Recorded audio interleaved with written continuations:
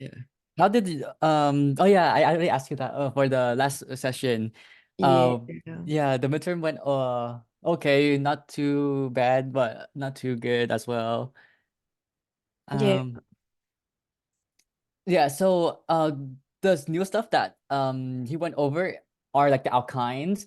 And we basically finished that for the last content review session. So do you have any questions on that? If not, we could go over the new stuff like the conjugated dienes and like the new chapter 14. Oh, I mean, I haven't really go over the alkyne yet, so Uh-huh. Oh yeah, so let's do the alkyne stuff first. oh oh, Yeah. Oh I yeah, have how long were you waiting at the waiting room? I just saw the waiting room right now, and then I just saw like your name and then oh accepted you. just 2 minutes. Just I 2 minutes. have like Okay. questions about the lab, so Oh, I see. Okay, okay. Let's see. Let me bring up my lab. Okay. Which lab is it that you had a question on? lab D. Lab D. Okay. Let's see.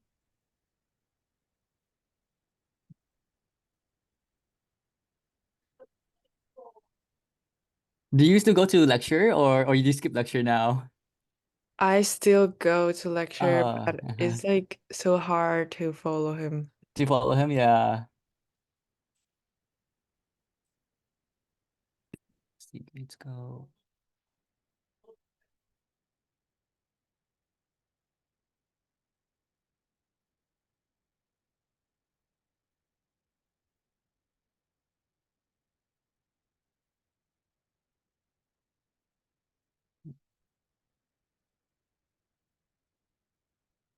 118B. Okay, lab D. Yep. Mhm. Okay, so what was your question on the post lab?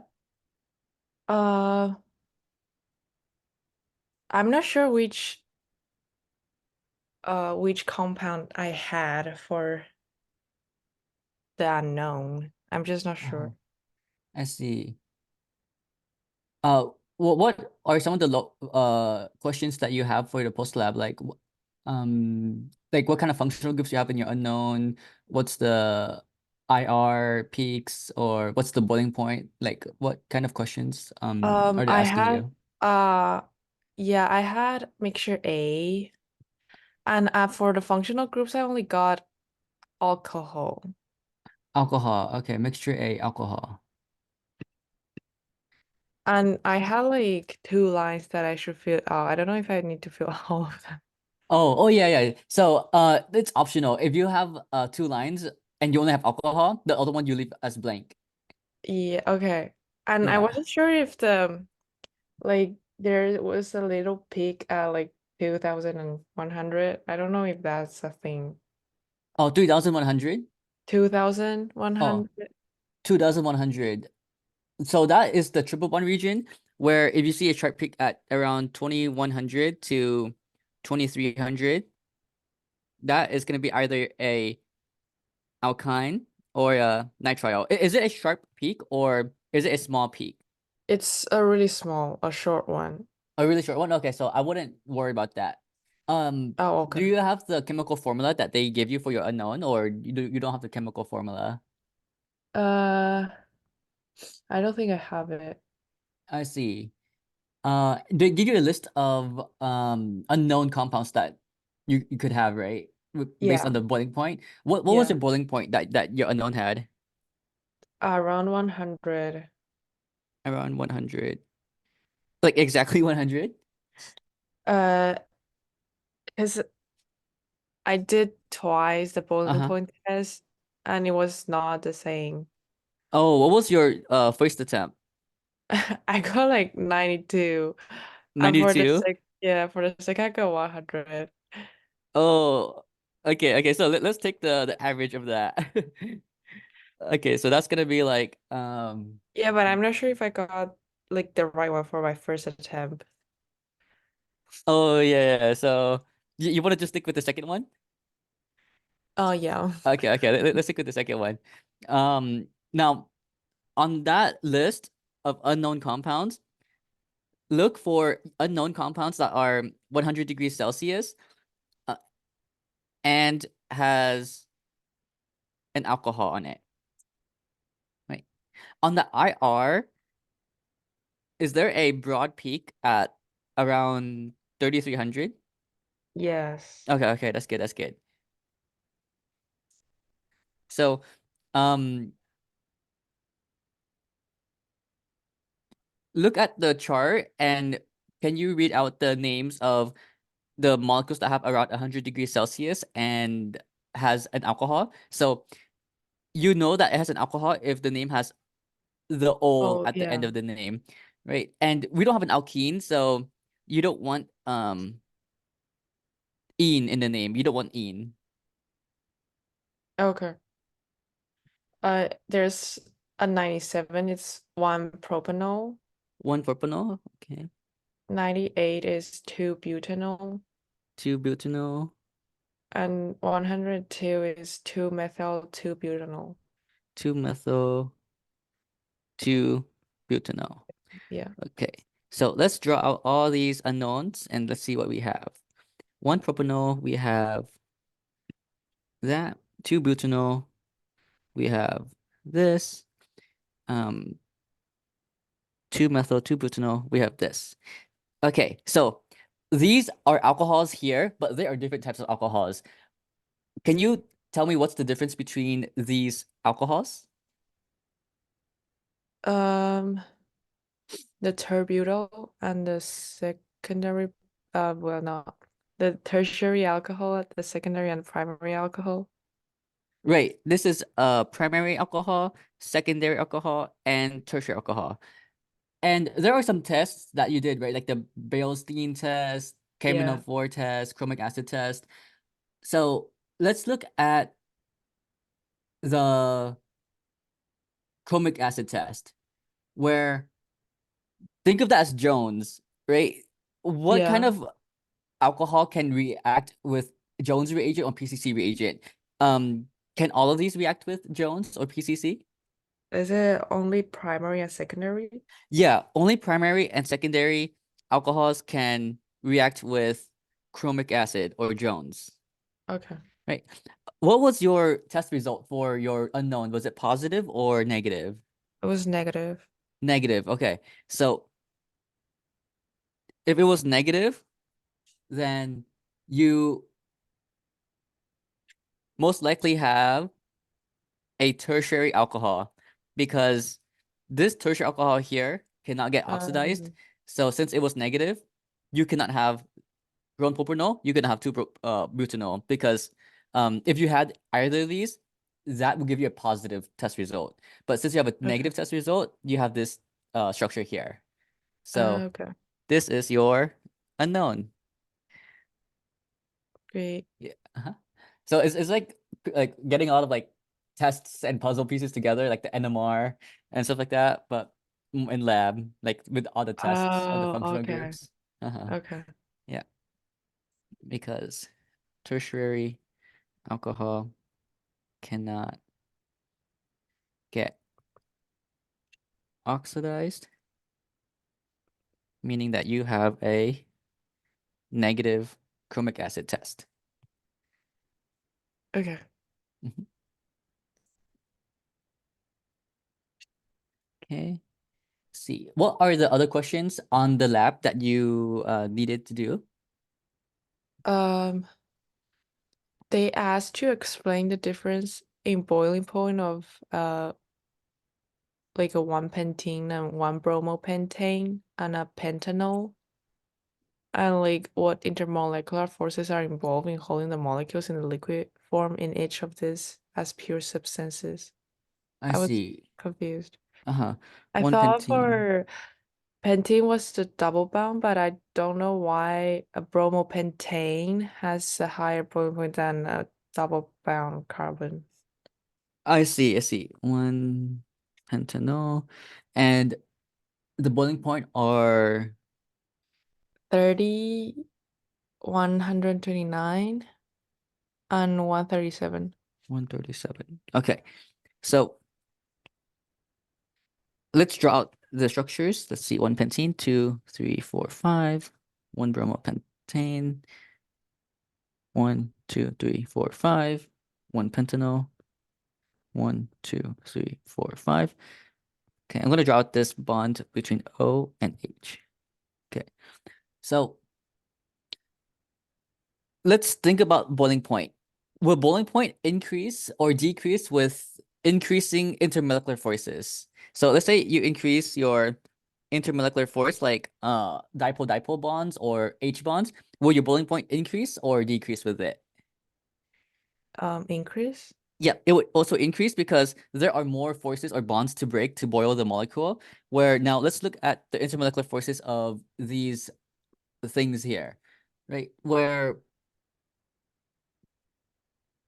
which one of these molecules have no partial charges at all? Like there's no partial positive, partial negative charge. Another way you could think about it Oh, is which one of these has no electronegative atom? pentene. Yeah, there's no electronegative atom here, so no partial positive or partial negative charge. But you notice how this carbon here is partial positive. This carbon here is also partial positive because it is attached to these electronegative atoms, Yeah. right? Making these atoms here partial negative. Right. So since because there are partial charges here, that makes it higher boiling point than this one here with no partial charges. No Okay. dipole-dipole bonds. Okay. Now, the reason why this one is higher is because we have H bond.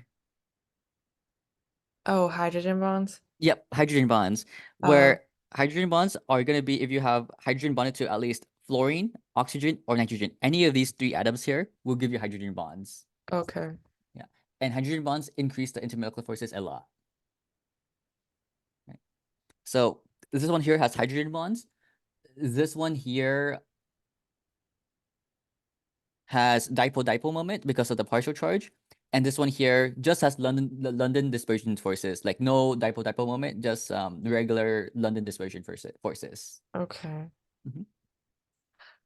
Are we gonna be tested on lab stuff? No, no, no. The lecture stuff, you won't get tested on lab stuff. Oh, okay, okay. Right, right. So worried. Because Uh-huh. I kind of don't understand lab. Yeah, yeah, same.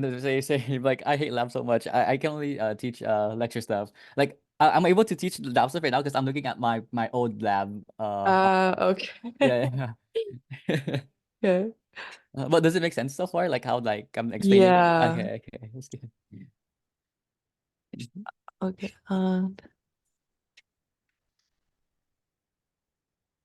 Well, I just wait, sorry. Mhm. Any other questions on the lab stuff? Were you able to do the predicted product questions on the lab?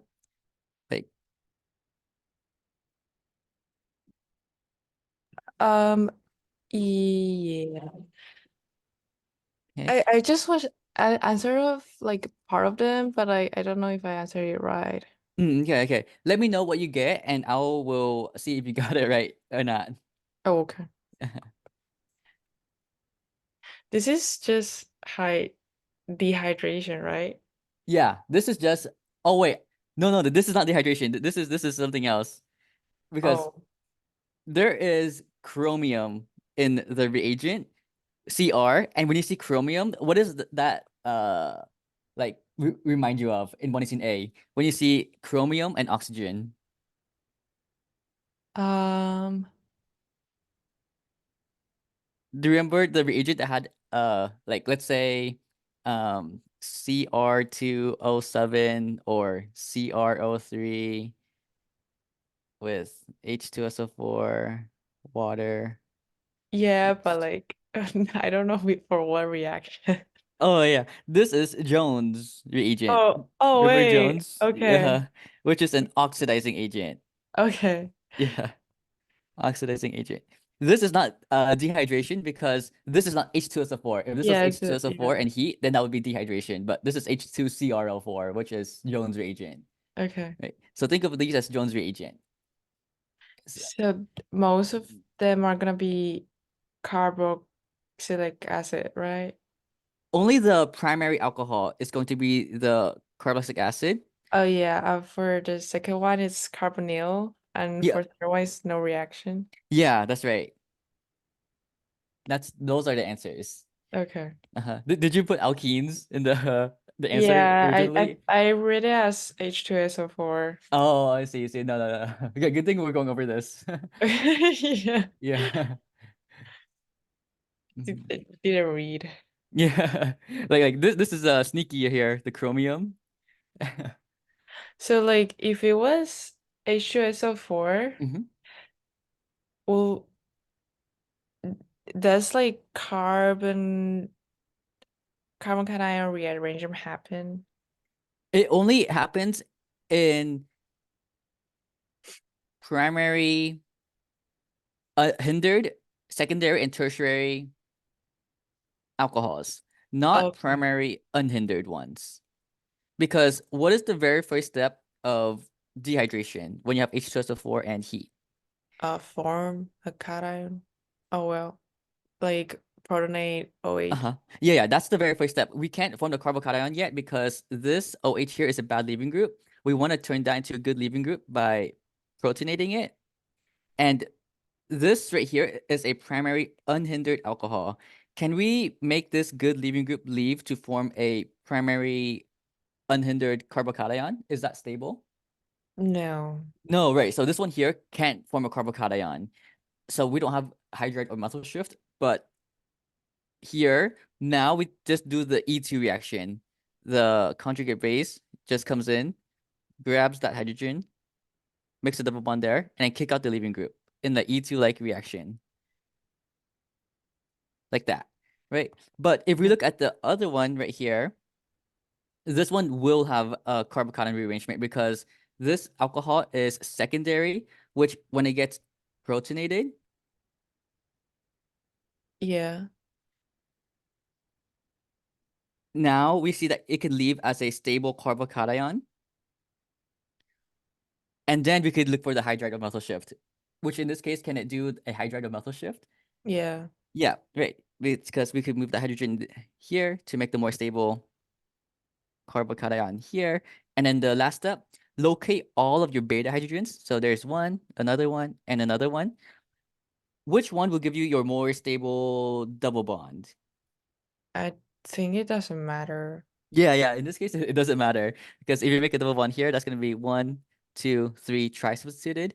Yeah. Same thing as this one because it's symmetrical. Let's see this one. This is one, two, three. So you get two different products here. If you grab this hydrogen or this hydrogen here. Yeah. This one doesn't matter because it's the exact same as that because of symmetry. So we can get this double bond and this double bond right here, like that, Okay. right?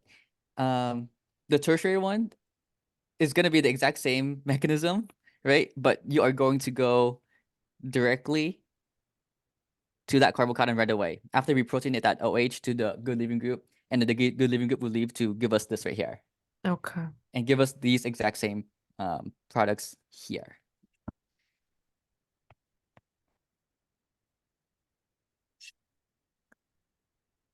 That makes sense. Uh-huh. Yeah. Did you get these originally, like these answers? Yeah. Yeah, yeah, gotta be careful of this right here. Let me make a note on that. CR. So whenever there's CR, it's always Jones. Yeah, whenever there's CR, always think of drones, Okay. which is an oxidizing agent. There we go. Okay.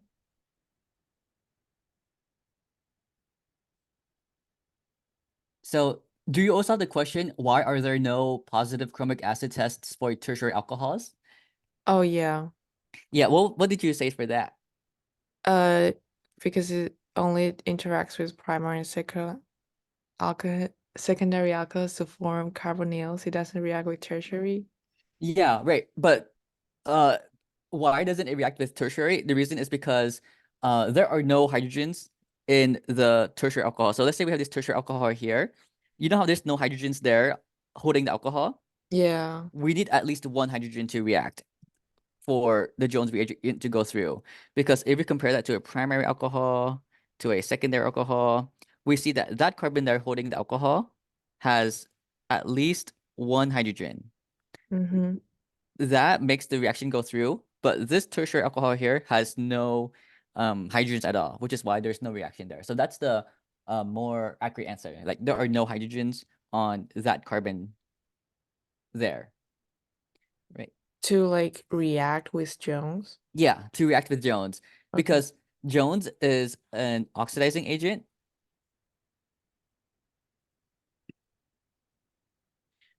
which the definition of that is to add bond to electronegative atom and remove bond from hydrogen. The tertiary alcohol here has no hydrogens to remove, so it cannot go through. But the primary and secondary alcohol has at least one hydrogen to remove, so it could go through, Mm-hmm. right? Mhm. And reducing agent is the opposite of that. It Yeah. adds bonds to hydrogens and removes bonds to electronegative atom. Where reducing agents, can you think of at least two that we learned in 118A? Like the Yeah. opposite of PCC and Ox and Jones? Is Uh-huh. LiAlH4 and NaHB4? Yeah, LiAlH4 and NaBH4. That's right. That's right. And in 118B, the new reducing agents that you learned are H2PDC, H2PDC. Oh, okay. H2 PD no H2 Linois catalyst, and also sodium or lithium metal with ammonia liquid. That's more the new material. Like that was on midterm 1, but that will be on midterm 2. Oh, wait. So H2PDC gives, does it just add two H's to the Yeah, it, carbon?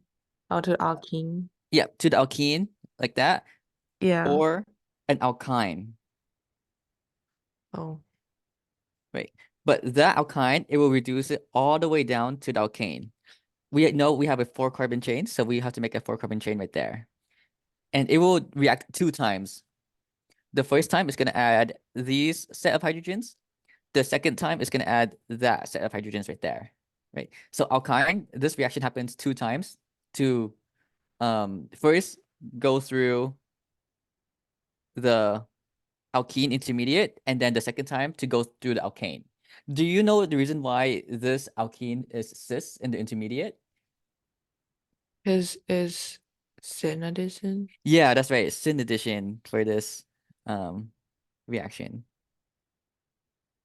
How do you remember all the reactions?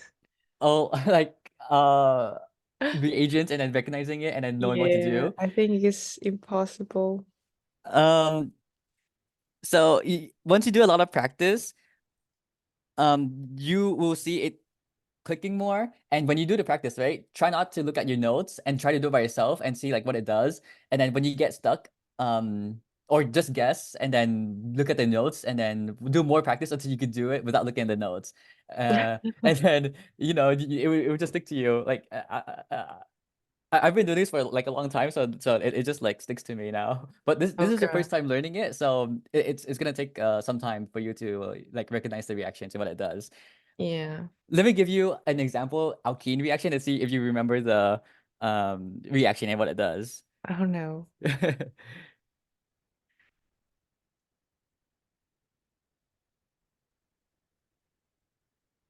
Okay, try this one.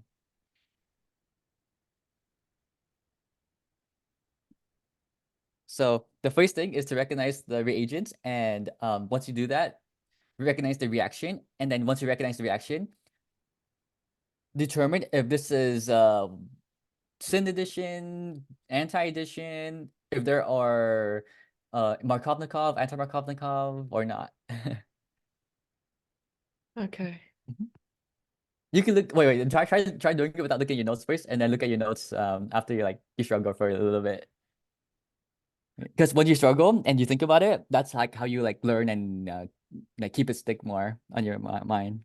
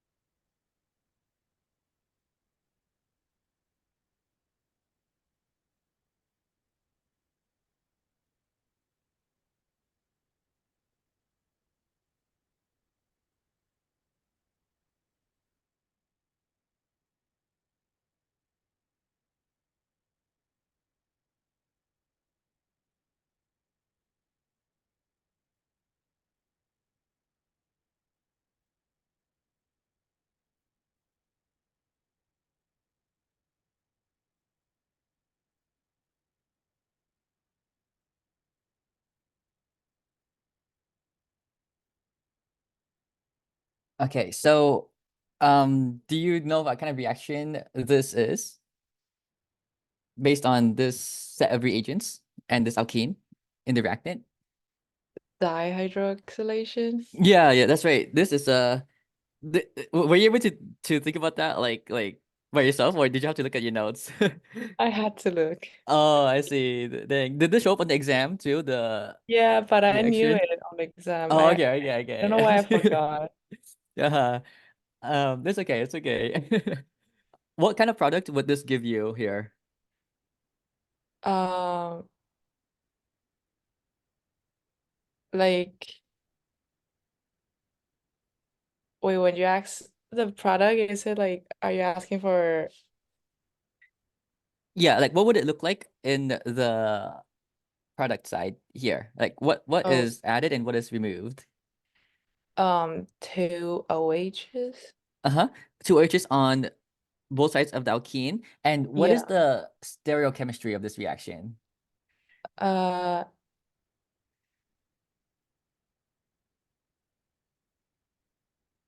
oh wait, when you ask about Uh-huh. stereochemistry, is it Like is it syn addition, oh anti-addition? okay, syn Uh-huh. addition? Right, syn addition, meaning that the alcohols will add on the same side. Yeah. Like that, right? They could be both wedges or both dashes. In this case, we could say racemic because there are no other chiral centers. This is Okay. not a chiral center because those two are the same groups right there, right? Where your product for this reaction is a vicinal cis diol, right? Vicinal means that the alcohols are next to each other, next door, Okay. adjacent. Okay. Cis meaning that the alcohols are on the same side, so either both wedges or both dashes. Diol, meaning that there are two alcohols. One, Mm-hmm. two alcohols, right? The stereochemistry you said was syn Uh addition, yeah. right? There is no regiochemistry in this reaction. There is no Markovnikov or anti-Markovnikov because we're adding two alcohols on both carbons of the alkene. So there's no more subside or less subside. Yeah. Mhm. Right. Yeah, nice, nice, nice.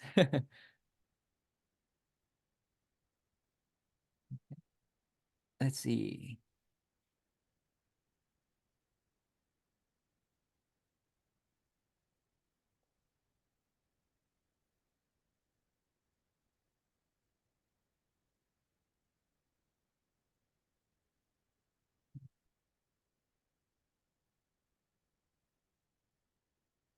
Yeah, and also for your lab, the IR should only have the alcohol peak, Oh, the okay. 3300 one, because there are no alkenes, so you won't see the 1600 or 3100 peak. There are Mm-hmm. no triple bonds, so you won't see the sharp peak at 2100, 2300. That very small peak that you saw at 2100, you just ignore it because it's not strong enough. Okay. Mhm. Let's see. Did you finish the whole questions on the post lab yet? No. Oh, I see. Which questions are you on right now? Um, I well on four. Four, okay. Let's see. Is that the one where it says would adding a small amount of BR2 solution? Yeah, yeah. Oh, okay, okay. In presence of a why or not turns the solution.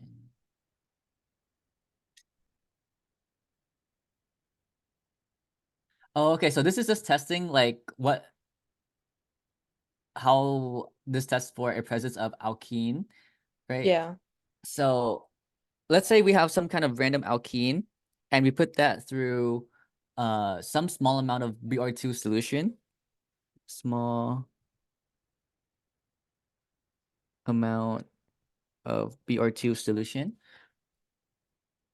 And it turns into some kind of red orange color that you can see, right? Then that means that this is a negative test, meaning that there is no alkene present. So let me make this more accurate and put no alkene there. So if you just have an alkane with no alkene, and you put that through a small amount of Br2, then you get a red color, which is a negative test. No alkene present, right? Mm. But if you do have an alkene in your molecule and you put that through a small amount of Br2, then what you are going to get is a colorless solution, right? And if there is a colorless solution, that is a positive test, meaning that there is an alkene present somewhere. So if your molecule has an alkene, your solution will be clear if you put it through Br2. But if your molecule does not have an alkene and you put it through a small amount of Br2, you would get a red color, which is a negative test. And that means that you do not have an alkene, right? So based on your structure, do you expect to see a red or clear color if you put that through a small amount of Br2? Red. Yeah, red, because your structure here, 2-methyl-2-butanol, does not have any alkenes. So you should see a red color. Mm. Yeah.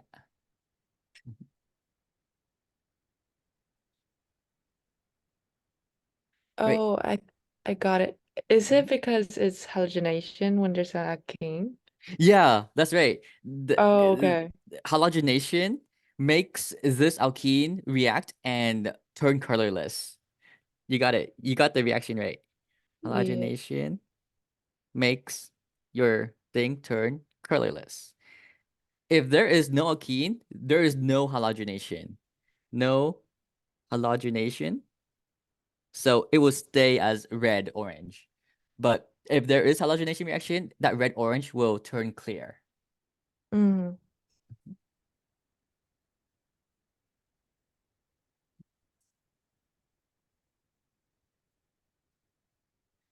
Okay. Let's see, next question. Why is it important to compare the positive and negative test results with those of known compounds? So it's important because we want to verify the test results through a known compound. So let's say you have a flask of a known compound, like you know what's in it. You know what the test results are going to be if you put it through like a chromic acid test or this Br2 test to test for alkenes, because you know what the exact molecule is. Um, and if it shows up to be what you predicted, you could compare that to your unknown compound, and see like what functional groups are present, like if there's an alkene or not, or if there's a primary, secondary, tertiary alcohol. So it's just to verify the results and confirm the presence or absence of functional groups. Okay. Uh-huh.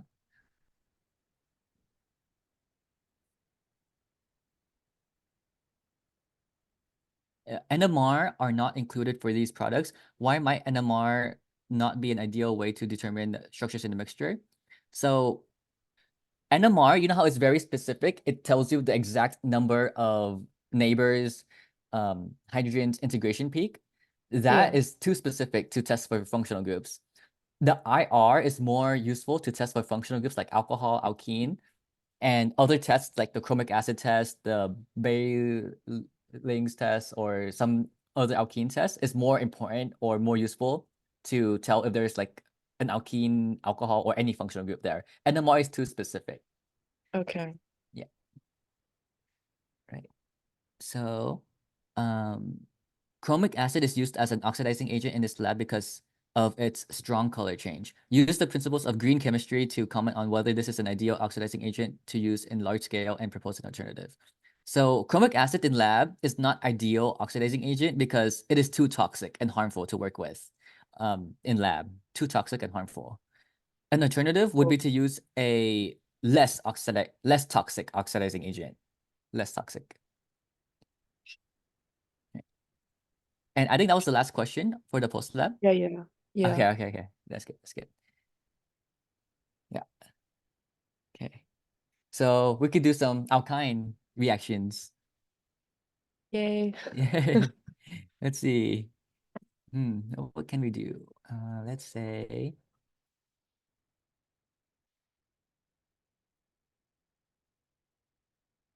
Okay, let me start with a two-step synthesis problem and then see if you are able to do this two-step synthesis problem here. Let's say we have that and we convert that into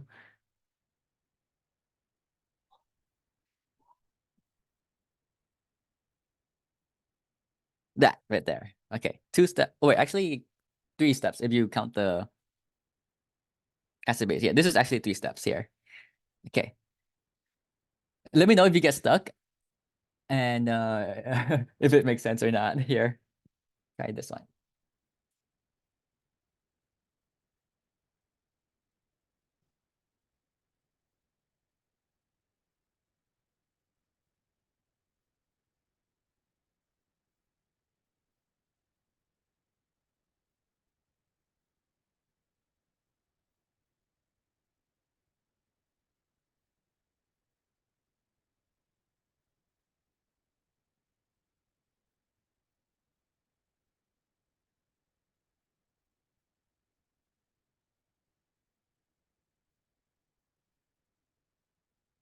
Right. A tip for synthesis is to figure out what your similarities are between the reactant and product molecule. Like how many carbons there are, what's the main chain that stays there, and then look at what's different, what's added, what's removed, what's changed. Um, yeah, yeah. And then also like it's really important to know like what reactions can do like what transformations as well. Like reactions are tools in your toolbox for synthesis problems. The more reactions you know, the more tools you have to do these kind of synthesis problems. So it's like putting everything together, every reaction together.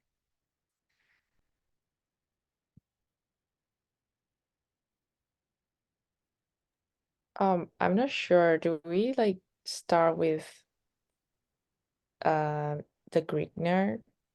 You thought of Grignard because you saw extra carbon-carbon bonds there, right? Yeah. So that is one way to add carbon-carbon bonds. The other way in this chapter that you're going to learn is instead of using a Grignard, you use an alkynyl anion, which means that we have an alkyne here and we have an anion or negative charge on that alkyne, which is going to be the nucleophile to add the extra carbon-carbon bonds. This is a terminal alkyne because it is at the end of the chain with that SPCH right there. Do you know how we could make an alkyne anion from this terminal alkyne here? Uh-huh. NaNH2. That's right. Strong base, NaNH2, which is going to deprotonate this hydrogen and make an alkyne anion here. Now that's our nucleophile. What kind of electrophile can we put in to add that group right there?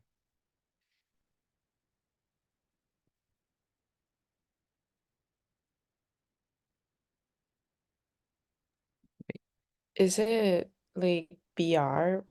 Right. Br and 1, 2, 3. 1, 2, 3 for SN2 like reaction. 1, 2, 3. This is the star atom. This is the dot atom. Star, dot.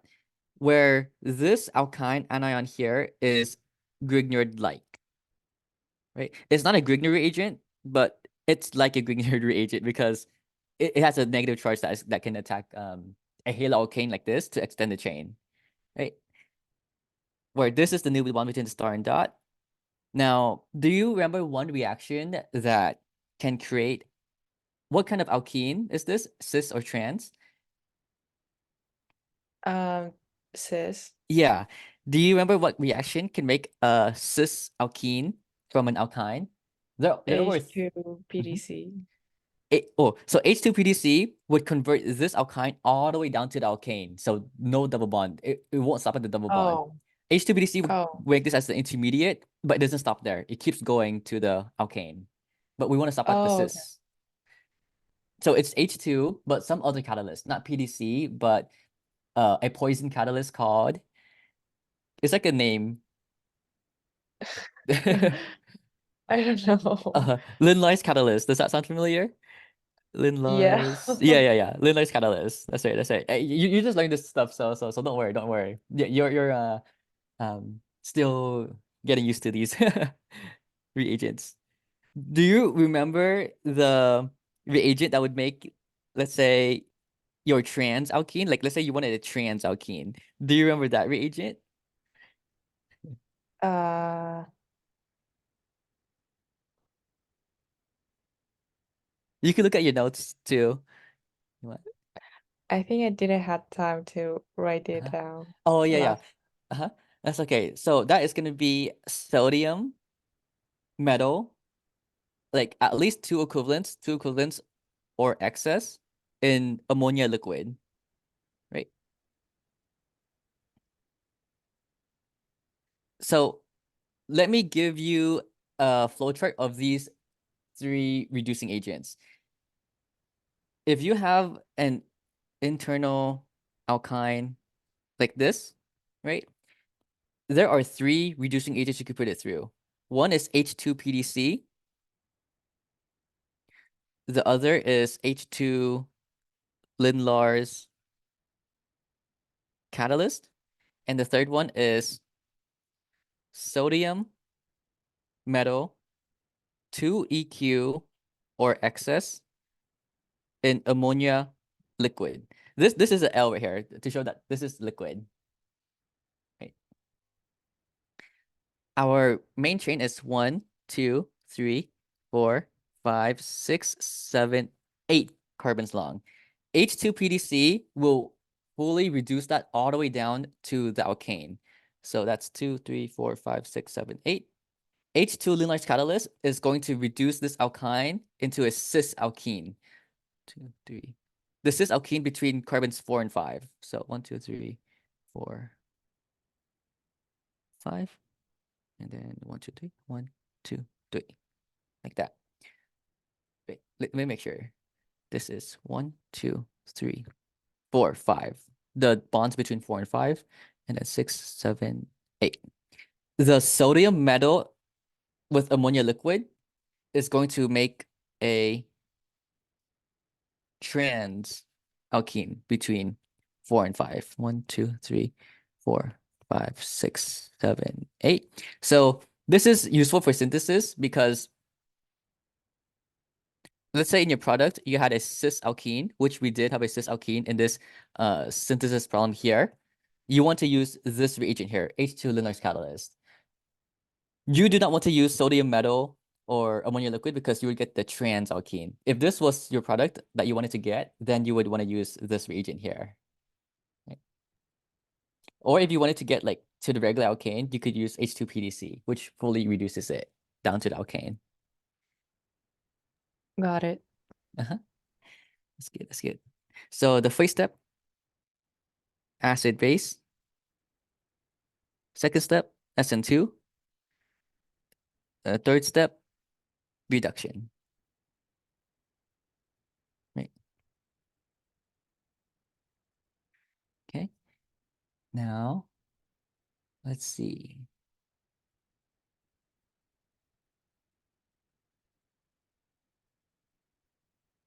Okay, I'm gonna give you multiple steps on reaction, and then let me know what reaction each reaction does step by step.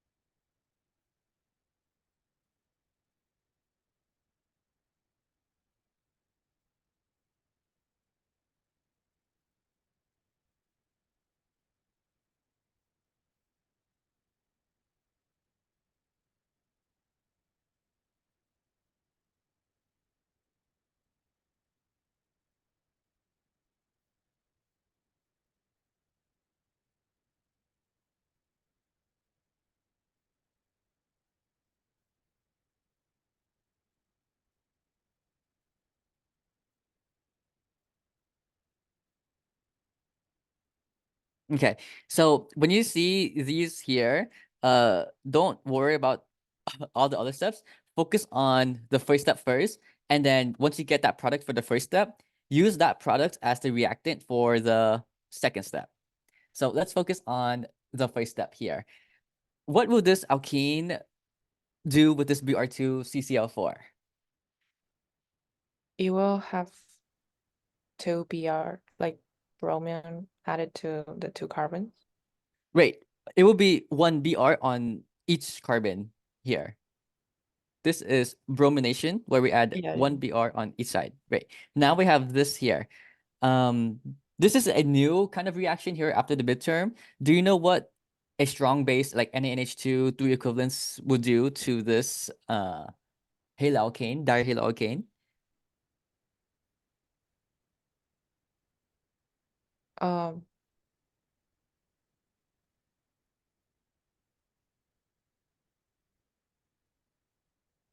I'm not sure. Mhm. That's okay. Do you know, let's say NaNH2, right? NH2 is a strong base because we have a negative charge on the nitrogen. If we have a strong base with a halalkane, that is an elimination reaction, E2 reaction. Do you know what product an E2 reaction makes? In this case, Yeah, like is it an alkyne? yep, in an alkyne, right? But we have three equivalents, so I'm gonna draw out each equivalence one by one. This is the first equivalence, which can make a double bond first by doing one E1 reaction, Oh, yeah. right? That's the first equivalence. The other equivalence of NH2 is gonna be here, which now is gonna make the alkyne. Kick that out. And that makes our alkyne right here, where you notice how this is a terminal alkyne with the hydrogen. The third equivalence is going to give that alkyne a negative charge, like that, right?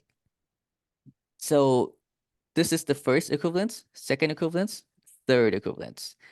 What do you think this third step here is going to do to this negative charge, the H3O plus? It adds an H again. Yeah, it adds an H to the negative charge, protonating it and making it neutral now, right? Once we have that, what reaction comes to mind when you see these two sets of reagents, the BH3, NaOH, H2O to water?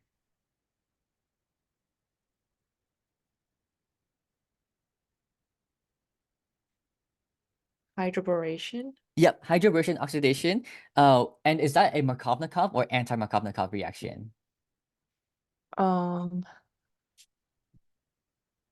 Anti-Markovnikov. Yep, anti-Markovnikov, which means that we're going to add alcohol on the left subside. So let's say this is 1, 2, 3, 4, 5. We are going to add an alcohol 1, 2, 3, 4, 1, 2, 3, 4, 5 alcohol at the left subside there.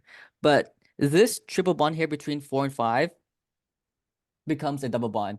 Before, when we did hydroversion oxidation, a double bond becomes a single bond, and we add the alcohol on the left subside. But we don't have a double bond here. We have a triple bond. We still add the alcohol on the left subside, but that triple bond becomes a double bond. And back in the review session, do you remember what is the name of this functional group here when we have an alkene next to an alcohol? Eno. Eno, right? And that eno will always tautomerize into Oh, right. the carbonyl form like that. That's the carbonyl form of this enol here, which is an aldehyde, right? This aldehyde here will always be your product if you had a terminal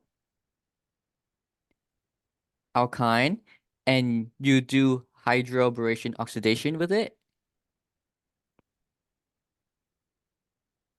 Hydroboration oxidation, you will always have an aldehyde.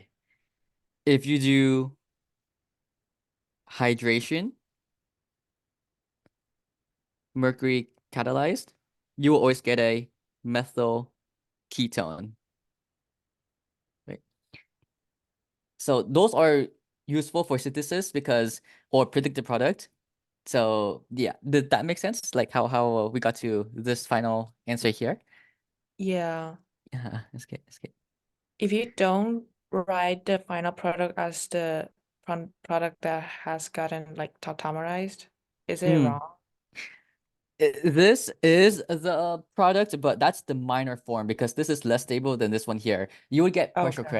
partial credit, right? Because they expect you to tautomerize it to the carbonyl form, Okay. right? Yeah. So I know Mescal synthesis problems are like short because it's only two steps, but um, this is just good extra practice. Okay. Yeah. Uh-huh. Any other questions? No, I'm good for today. That's good. That's good. I'll see you tomorrow. Okay, thank you. No problem. Bye. Bye.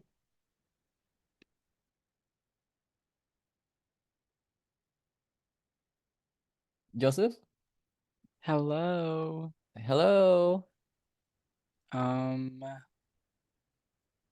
do you have any exams you wanna work on? Wait, let me end this so then I can post it to YouTube and then hop on Discord.